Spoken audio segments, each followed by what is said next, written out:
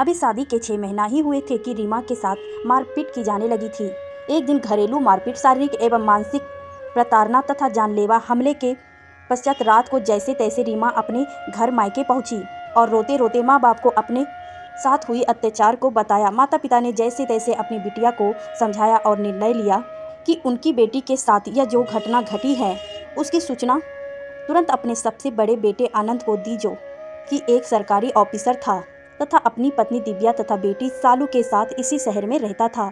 जब सबको पता चला कि उनकी घर की बेटी के साथ ऐसा हुआ है तो पूरा परिवार गुस्से में था और पूरे परिवार ने यह निर्णय करके बेटी के साथ हुई इस प्रताड़ना की जानकारी पुलिस को दी। पुलिस केस हो गया तथा बात कोर्ट तक में पहुंच गई। तारीख पे तारीख लगनी शुरू हुई। इस प्रकार कोर्ट के चक्कर काटते हुए पूरे 3 साल बीत गए।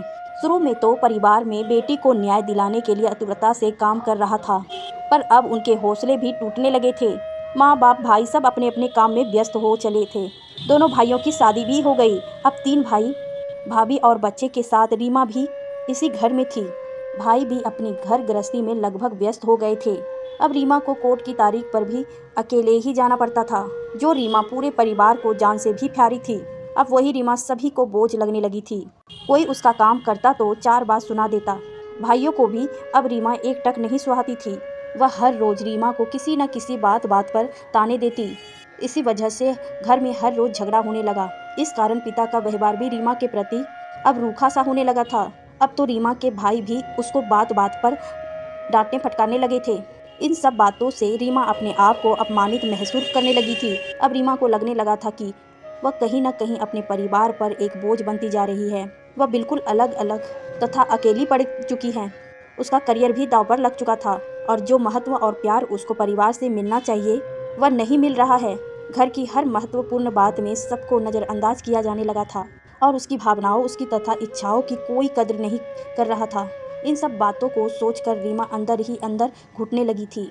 उधर पारिवारिक कहल को समाप्त करने के लिए भाइयों ने मिलकर सोचा कि किसी बहाने से रीमा को घर से बाहर भेज दें।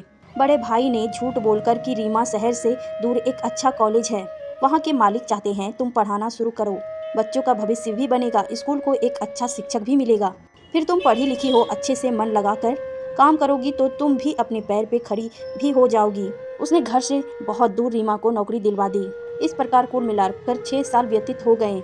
बस साल में 2 बार रीमा घर पर आती और फिर स्कूल लौट जाती थी। यह सिलसिला चलता रहा और उधर कोर्ट में तारीख पे तारीख भी बराबर चलती रही। सभी अपनी अपनी दुनिया में व्यस्त थे, लेकिन रीमा की बढ़ती उम्र, उसकी शारीरिक, सामाजिक और मानसिक जरूरतों, उसकी मन की पीड़ा तथा उसकी भावनाओं एवं दुख को कोई नहीं समझ रहा था। कोई भी उसकी जिम्मेदारी लेने को तैयार नहीं था। एक दिन घर के सभी लोगों ने विचार किया कि कब तक ऐसे चलेगा, बेटी समझौता कराकर उसके ससुराल वापसी भेज देना चाहिए। रीमा के भाई ने एक व्यक्ति के माध्यम से रीमा के ससुराल वाले से बात की। ससुराल वाले केस वापस लेने की बात गई और रीमा उनके अनुरूप रहेगी तभी वो उसको रखेगी। यह बात के लिए रीमा के घर वाले तैयार हो गए। अब बस पूरा परिवार रीमा के घर लौटने का इंतजार करने लगा।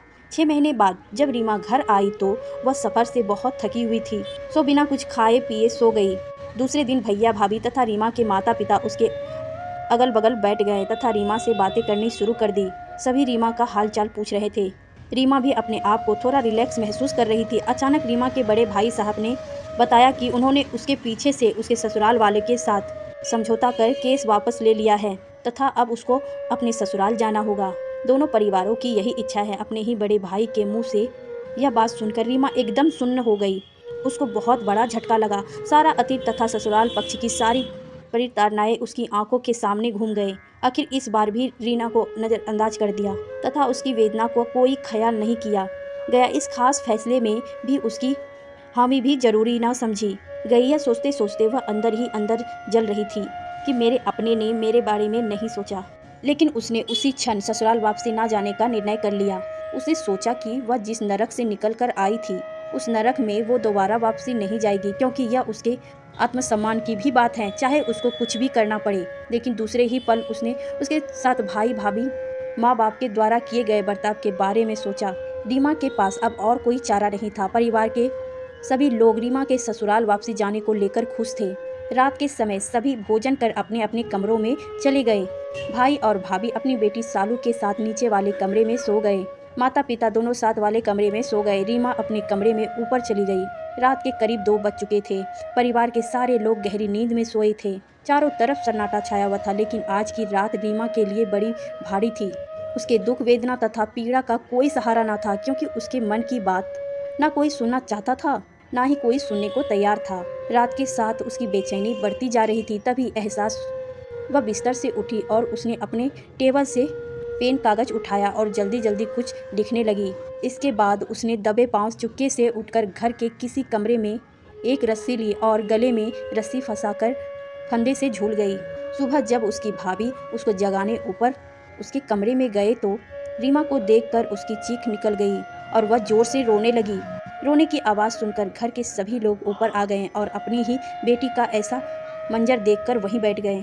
फिर कांपते हुए हाथों से भाइयों ने अपनी बहन रीमा की लाश को फंदे से नीचे उतारा और बेड पर लिटा दिया तथा टकटकी लगाकर उसकी ओर देखने लगे। तभी मंझले भाई की नज़र एक खुले पेन तथा एक कागज पड़ी। उसमें कुछ लिखा हुआ था। उस कागज में और कुछ नहीं, रीमा के द्वारा बयां किया गया आखिर दर्द था। उसमें लिखा था, पूरे परिवार को मैं बहुत प्यार करती हूँ। मैं इसीलिए यह कर रही हूँ कि मैं पिछले काफ़ी समय से अकेली पड़ गई थी। मेरी वजह से परिवार का माहौल भी ठीक नहीं रहता था।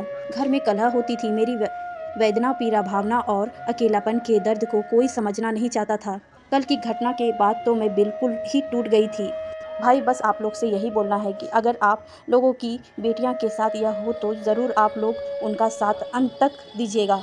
जैसे मुझे बीच में अकेला छोड़ दिए, उनको मत छोड़िए दीजिएगा। परिवार से माफ़ी। आपकी रीमा।